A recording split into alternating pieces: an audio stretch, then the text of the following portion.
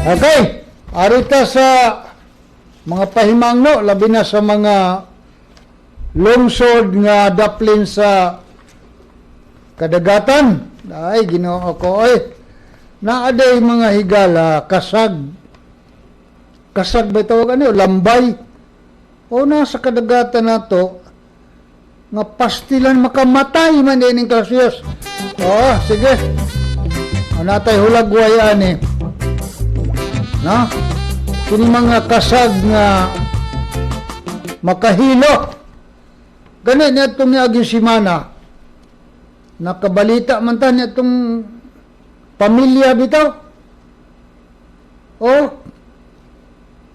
diin man itong dapita sa Sambuanga, matal to, sa Bohol ba to? Sambuanga del Norte, astila na eh. Kuan god, namatay god ang ilang usa sa membro sa pamilya Tabanaw. Pamilya Tabanaw sa Sambuanga del Norte na namatay human na hilo,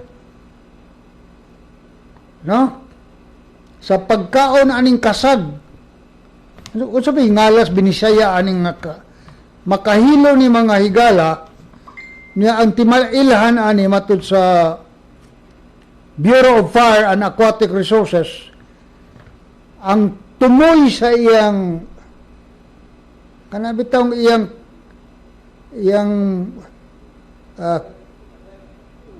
iyang makagat bitaw kanang iyang, di ba? Itumon mga higala. O timanin ninyo niya, itumon ang tumoy sa ilang mga si tawagan na ron. Kanang mga kanang mamaak ba? O kanang mamaak bitaw niya nga kagat. Kuyamoy. Itumon gani ang tumoy ana niya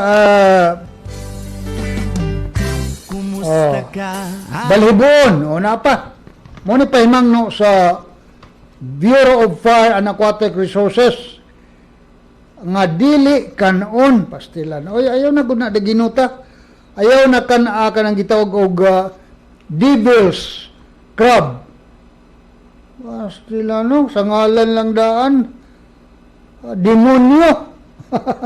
Devil god. Mao ni pahimangno karon nga gitawag kuno ni Binisaya og kalas-kalas. Ambot sa Bohol mo ba ni tawag? Kalas-kalas. Nya tawgon pod og kuray. Kuray. Nga makahilo. So palihog og na atong mga pastilan.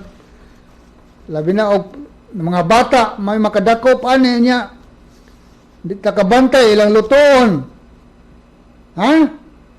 Kalas-kalas ang ngalan aning mga maglibog ta ani, lambay ba ni o alimango. Adunay matud pa makamatay nga hilo. Gani katong bagong balita sa Sambuanga del Norte, Pito ka mga membro sa pamilya nga nikaon aning maong lambay na ospital ug ang usa gyud astilan. Namatay gyud ang usa. Na kaning ubang membro sa pamilya naapa sa ospital mga higala. Giobserbahan pa ang ilang kahimtang. Okay, hinautunta. Mga kalungsuran nga daplin sa dagat, natural na ikabaybayunan ug manginahasta unsa diha makadakop bata sa atong kini mga lambay musulod man po ni sa atong mga kanang mamukot ka. Di ba? Kanang pokot bitaw nga ginagmay pangisda ay naoy makuha gyapon ni mga lambay. So ingon ani gani nga itumon ang iyang paak. Gatan-aw sa cable TV karon. Timanin ninyo. Itumon ang iyang paak. Yang uban ani balhiboon. Muna na timailhan, ayaw na ninyong kana kay makahilo kanang klase sa maong lambay. Okay?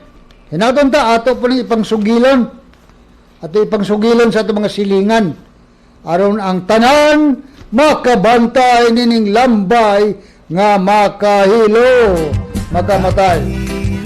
Okay?